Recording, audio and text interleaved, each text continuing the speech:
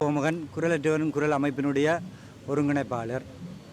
30 ஆண்டுகளாக சிறை வைக்கப்பட்டிருக்கின்ற எங்களுடைய தமிழ் அரசியல் கைதிகளுடைய விடுதலைக்காக இன்று கிட்டு பூங்காவிலே நூதன போராட்டமும், சிறையிலே ஆயுள் தண்டனை கைதியாக இருந்து கொண்டு கட்டுரைகளை எழுதி அதின் தொகுப்பினை வெளியிட்டு இன்றைக்கு நூல் அறிமுகம் ஒன்று வெளியிடப்பட்டிருக்கிறது.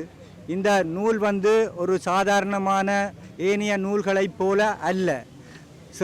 சிறைகளுக்குள்ளே கொடூரமான முறையிலே எங்களுடைய உறவுகள் பட்ட பலிகள், வேதனைகள், பல பேர் படுகொலை செய்யப்பட்ட சம்பவங்கள் என இது ஒரு இனத்தினுடைய ஒரு சிறை கைதிகளுடைய பிரதான ஒரு ஆவணமாக இன்றைக்கு நாங்கள் அதனை அறிமுகம் செய்திருக்கின்றோம். தொடர்ந்தும் 30 ஆண்டுகளாக சிறை வைக்கப்பட்டிருக்கின்ற உறவுகளின் பலிகளை இன்று அந்த உறவுகள் நேரே வருகை தந்து இந்த மக்களோட, இந்த பிரதிநிதிகளோட உரையாடக்கூடிய சம்பவம் ஊடாக அவருடைய பலி வேதனைகளை வெளிப்படுத்தியிருக்கிறார்கள். எனவே கடந்த அரசு போல் இந்த அரசும் காலத்தை தாழ்த்து கொண்டிருக்காமல் இந்த வருகின்ற ஜெனீவா அமர்வுக்கு முன்னர் தமிழ் அரசியல் கைதிகள் அனைவரும் விடுதலை செய்யப்பட வேண்டும். 30 ஆண்டு என்று சொன்னால் ஒரு தசாப்தம் கடந்து விட்டது. சிவகுமார் என்ற அரசியல் கைதிக்கு வயது 56, பார்த்திபனுக்கு 48 வயது. இவர்கள் இன்னும் ஒரு குறிப்பிட்ட காலம்தான் வாழப் போகிறார்கள். அந்த மிஞ்சிய நாட்களை கூட தங்களோட சொந்தங்களோடு சேர்ந்து வாழ்கிறதுக்காக அவர்கள் விரும்புகிறார்கள். எனவே இந்த நாட்டினுடைய ஜனாதிபதி அவர்கள் ஏனைய தமிழ் அரசியல் கைதிகளை கடந்த காலங்களில் விடுதலை செய்யப்பட்ட வரலாற்று சம்பவங்கள் இருக்குது. இந்த அரசு இப்படி ஒரு பொறிமுறைக்கு ஊடாகத்தான் அவர்களும் கிளர்ச்சி கூடாக பொது மன்னிப்பு அளிக்கப்பட்டு விடுதலை செய்யப்பட்டிருந்தார்கள். ஆனால் இந்த அரசு அதிகாரத்தை கையில் எடுத்துக்கொண்டு நீதிக்கு புறம்பாக செயற்படுவதாகத்தான் கைதிகள் விடுதலை தாமதிக்கிறதை எடுத்து காட்டுவதாக இருக்கின்றது. எனவே நீண்ட நெடுங்காலமாக இருக்கும் உறவுகளுக்கு விடுதலை வேண்டி இந்த நூதனமான எங்களுடைய செயற்கர்மம் தொடர்ந்து முன்னெடுக்கப்படும். அதே நேரத்தில் விடுதலை விருட்சம் 8 மாவட்டத்திலே நாட்டை இருக்கின்றோம். இன விடுதலையும் அரசியல் கைதிகளுடைய விடுதலையும் வலியுறுத்தி இந்த செயற்பாடு தொடர்ந்து நடக்க இருக்கின்றது. நாளைய தினம் சிறையிலே படுகொலை செய்யப்பட்ட தமிழ் அரசியல் கைதிகளுக்கான நினைவேந்தல் நிகழ்வும் இடம்பெற இருக்கின்றது.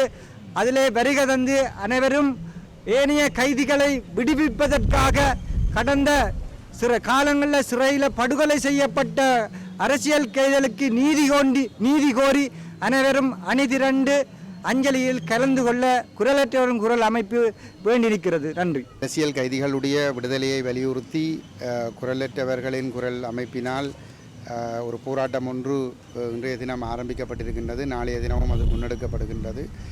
இந்த போராட்டத்திற்கு தமிழ் தேசிய மக்கள் முன்னணி, தமிழ் தேசிய பேரவை எங்களுடைய முழுமையான ஆதரவை நாங்கள் தெரிவித்திருக்கின்ற அதே நேரத்திலே இந்த போராட்டத்தை வலுப்படுத்துகின்ற நோக்கத்தோடு நாங்கள் இங்கே கலந்து கொண்டிருக்கின்றோம்.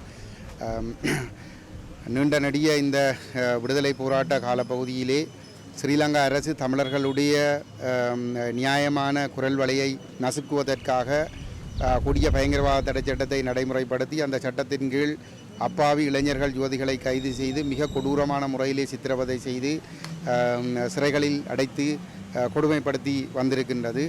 அவ்வாறான வரிசையிலே இன்னமும் கைதிகள் கிட்டத்தட்ட 30 வருடங்களுக்கு மேற்பட்ட காலங்களை இந்த கொடூரமான சிறைச்சாலைகளிலே கழித்து கொண்டிருக்கின்ற அரசியல் கைதிகள், தமிழ் அரசியல் கைதிகள் இருக்கின்றார்கள்.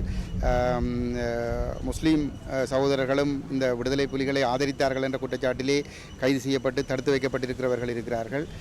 இவர்கள் அனைவரும் விடுதலை செய்யப்பட வேண்டும் என்பது எங்களுடைய நீண்டகால கோரிக்கை. நான் கடந்த 2004ஆம் ஆண்டு நாடாளுமன்ற உறுப்பினராக தெரிவு செய்யப்பட்டதிலிருந்து எங்களுடைய தலைவர் கஜேந்திரகுமார் பொன்னம்பலம் அவர்கள் 2001ஆம் ஆண்டு தெரிவு செய்யப்பட்டதிலிருந்து இலங்கையினுடைய பல்வேறுபட்ட சிறைகளுக்கும் சென்று தமிழ் அரசியல் கைதிகளை அவர்களுடைய நலன்கள் சார்ந்த விடயங்களிலே நாங்கள் அக்கறை செலுத்தி வந்திருக்கிறோம். அவர்களுடைய விடுதலைக்காக நாங்கள் தொடர்ச்சியாக நாடாளுமன்றத்திலும் நாடாளுமன்றத்துக்கு வெளியிலும் சர்வதேச அரங்கிலும் நாங்கள் குரல் கொடுத்து வந்திருக்கிறோம். தற்பொழுது எங்களுடைய தலைவர் கஜேந்திரகுமார் பொன்னம்பலம் அவர்கள் இந்த அரசியல் கைதிகளுடைய விடுதலை தொடர்பாக முழுமையான அக்கறை செலுத்தி வருகின்றார்.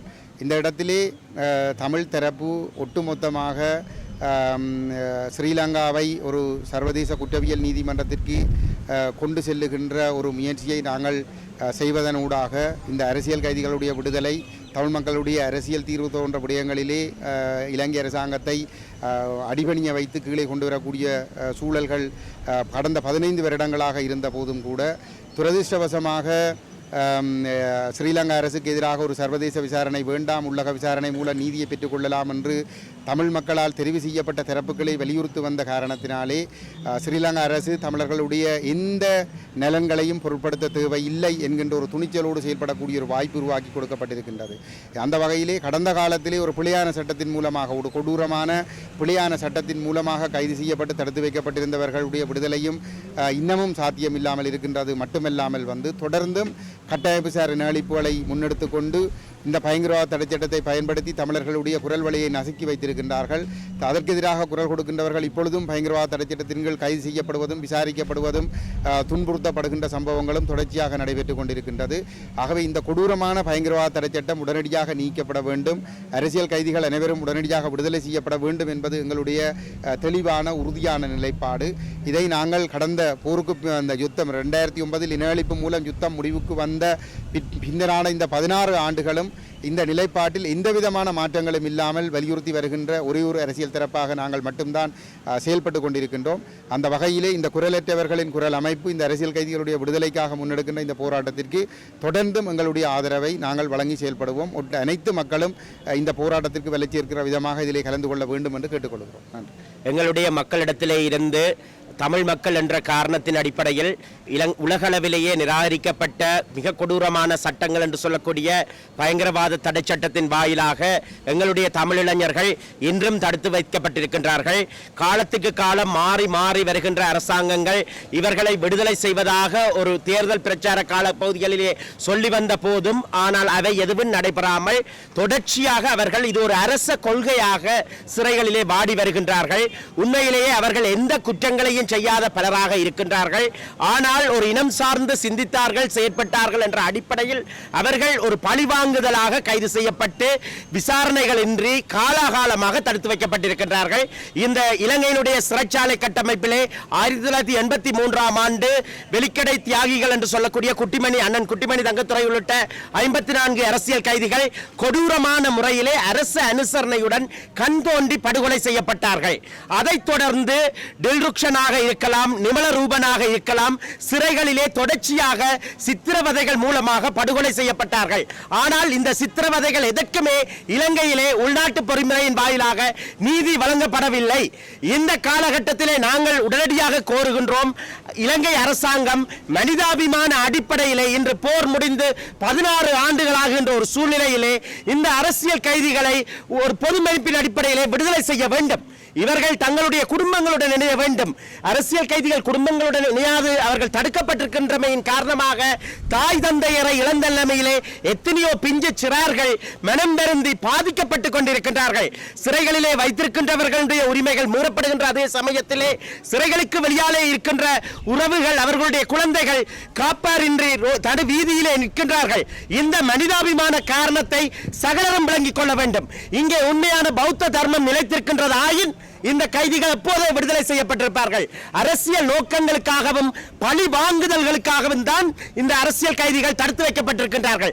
அவர்கள் மீது புனையப்பட்ட அநேகமான வாக்குமூலங்கள் பொய்யானவையும் சித்திரவதை மூலமான வாக்குமூலங்களாகவும் அமைகின்ற ஒரு சூழ்நிலையிலே அவர்களை தொடர்ச்சியாக தடுத்து வைத்திருந்து இந்த நாட்டில் நல்லிணக்கத்தை ஏற்படுத்த போவதாக கூறிக்கொள்பவர்கள் என்ன நோக்கத்தின் அடிப்படையிலே செயற்படுகின்றார்கள் என்ற கேள்வியை எழுப்புகின்றோம். இன்று உங்களுக்கு தெரியும், எங்களுடைய சகோதரர்கள் 30 ஆண்டுகளுக்கு மேலாக கூட அரசியல் கைதிகளாக சிறைகளிலே இருக்கின்றார்கள். அவர்களுடைய வாழ்நாளை மிஞ்சிய காலகட்டம் வரையிலே அவர்கள் சிறைகளிலே இருக்கப் போகின்றார்களா என்று கேள்வி எழுப்புகின்றோம். ஆனால் இது இவ்வாறு இருக்க அரசாங்கம் சகோதரத்துவ தினம் என்று சொல்லி இதை அனைத்துக்கும் பொறுப்பு கூறாமல் செயற்பட்டுக் கொண்டிருப்பதை நாங்கள் கண்டிக்கின்றோம். உடனடியாக இவ்விடயத்திலே ஜனாதிபதி தலையிட்டு உடனடியாக இவர்கள் விடுவிக்கப்பட வேண்டும். எங்களுடைய மக்களுடன் அவர்கள் இணைக்கப்பட்டு அவர்களும் தங்களுடைய சகஜ வாழ்வை ஆரம்பிக்கக்கூடியவர்களாக மாற்றப்பட வேண்டும் என்று கோரிக்கை விடுக்கின்றோம். வணக்கம். தமிழ் அரசியல் கைதிகள் கடந்த 30 வருடங்களுக்கும் மேலாக சிறைகளிலே இன்னமும் வாடிக்கொண்டிருக்கிறார்கள். அவர்களுடைய உறவுகள் அவர்களை இழந்த நிலையிலே, தங்களோடு கூட இருந்து வாழ முடியாத நிலையிலே சிறைகளுக்கு சென்று பார்வையிடுவதும் வருவதுமாக தங்களுடைய வாழ்க்கையை 30 வருடங்களுக்கு மேலாக கழித்திருக்கக்கூடிய சூழ்நிலையிலே தமிழ் அரசியல் கைதிகளுடைய விடுதலையை வேண்டி குரலற்றவர்களின் குரல் அமைப்பு இன்றைய தினமும் நாளைய தினமும் யாழ்ப்பாணம் நல்லூர் கிட்டு பூங்காவிலே ஏற்பாடு செய்திருக்கின்ற விடுதலை என்கின்ற அடிப்படை கருப்பொருளான இந்த போராட்டத்திலே நாங்கள் அனைவரும் கலந்து கொண்டிருக்கின்றோம். எங்களுடைய தமிழ் உறவுகள் அனைவரும் இந்த போராட்டத்துக்கு பெருமளவிலே தங்களுடைய ஆதரவை தர வேண்டும் என்கின்ற முதல் கட்டமான கோரிக்கையை இந்த இடத்திலே தமிழ் உணர்வாளன் என்ற ஒரு அடிப்படையிலே அனைவரிடமும் வேண்டுகோள் விடுத்து, சிறைகளிலே வாடிக்கொண்டிருக்கின்ற கைதிகளுடைய விடுதலை எமக்காக, எங்களுடைய இனத்தினுடைய விடுதலைக்காக ஏதோ ஒரு விதத்திலே தொடர்புபட்டு இன்று அவர்கள் சிறைகளிலே வாடிக்கொண்டிருக்கக்கூடிய சூழ்நிலையிலே அவர்கள் அதிலே சம்பந்தப்பட்டிருக்கிறார்களோ இல்லையோ என்பதற்கு அப்பால் எந்தவித ஒரு நியாயமும் இல்லாமல் வெறுமனே தமிழன் என்பதற்காகவும் தமிழ் இனத்தினுடைய விடிவுக்களே அந்த பயணத்திலே சம்பந்தப்பட்டவன் என்பதற்காகவும் நீண்ட காலமாக சிறைகளிலே தடுத்து வைத்திருப்பது என்பது அடிப்படை மனித உரிமை மீறலாகும். இந்த அடிப்படையிலே எந்த ஒரு மனிதனும் எதிர்பார்க்க முடியாத தன்னுடைய வாழ்க்கையை எந்தவித ஒரு நியாயமும் இல்லாமல் சிறைகளிலே கழிப்பது என்பது மிகவும் ஒரு கொடூரமான செயல். அதே நேரம் தமிழின விடுதலைக்காக தங்களை அர்ப்பணித்திருக்கக்கூடியவர்கள் அனைவருமே தமிழ் தேசியத்தினுடைய வீரர்களாக, எங்களை காத்தவர்களாக இன்று நாங்கள் இந்த மண்ணிலே ஏதோ ஒரு விதத்திலே வாழக்கூடிய ஒரு நிலை இருக்கிறது என்றால் அதற்கு அத்தனை மாவீரர்களுடைய, அத்தனை தமிழ் தேசிய உணர்வாளர்களுடைய தியாகம்தான் காரணம். ஆகவே சிறைகளிலே இருப்பவர்களை அல்லது தமிழ் தேசிய விடுதலையிலே சம்பந்தப்பட்டவர்களை பயங்கரவாதிகள் என்று முத்திரை குத்துவதை நாங்கள் முற்றுமுழுதாக மறுக்கின்றோம். மாறாக ஸ்ரீலங்கா சிங்கள பௌத்த பேரினவாத அரசு 1948 ஆண்டிலிருந்து இன்று வரை கட்டவிழ்த்து விட்டிருக்கின்ற அடக்குமுறைகள், அவர்கள் எங்கள் மீது, தமிழ் இனத்தின் மீது திணித்திருக்கக்கூடிய வன்முறைகளை ஸ்ரீலங்கா அரசைத்தான் நாங்கள் பயங்கரவாதிகள் என்று இந்த இடத்திலே வெளிப்படையாக சொல்கிறோம். காலங்காலமாக எந்த அரசுகள் ஆட்சிக்கு வந்தாலும், காட்சிகள் மாறினாலும் ஈழத் தமிழர்களுடைய விடயத்திலே அவர்கள் அனைவரும் ஒரே நிலைப்பாட்டிலே தான் இருக்கிறார்கள் என்பதைத்தான் இப்பொழுது ஆட்சிக்கு வந்திருக்கின்ற அனுர அரசும் எடுத்து காட்டி நிற்கிறது. பயங்கரவாத தடை சட்டத்தை நீக்குவோம், தமிழ் அரசியல் கைதிகளை விடுதலை செய்வோம் என்று போராட்ட பின்னணியில் இருந்து வந்திருக்கக்கூடிய அரசு கூட 300 நாட்களை கடந்து ஒரு வருடத்தை அண்மிக்கக்கூடிய காலப்பகுதியில் கூட எந்தவித நடவடிக்கையையும் எடுக்காதது நல்லிணக்கம் என்று போலித்தனமாக கலைப்பதும், சர்வதேச அரங்கிலே ஜெனீவா அமர்வுகள் அண்மித்து வரும் பொழுது தாங்கள் நல்லிணக்கத்தை பின்பற்றுகின்றோம், உள்ளக நியாயத்தை வழங்க நாங்கள் தயாராக இருக்கிறோம், உள்ளக நீதியை வழங்க தயாராக இருக்கிறோம் என்ற ஒரு போலித்தன நாடகத்தை ஸ்ரீலங்கா அரசு தொடர்ச்சியாக நடாத்தி வருகிறது. இந்த இடத்திலே சர்வதேச சமூகம் தங்களுடைய அழுத்தத்தை, அரசியல் கைதிகளை விடுதலை செய்வதற்கான முயற்சிகளை மிகவும் விரைவுபடுத்த வேண்டும், அதற்கான நடவடிக்கைகளை முன்னெடுக்க வேண்டும் என்று கோரிக்கை விடுப்பதோடு எமது உறவுகள் நாளைய தினம் ஜூலை மாதம் 25 மாலை 3 மணிக்கு கிட்டு பூங்காவிலே பெருந்திரளாக மக்கள் எழுச்சியாக இங்கே அனைவரும் ஒன்று திரள வேண்டும். அந்த எழுச்சியின் ஊடாகத்தான் விடுதலை சாத்தியமாகும்.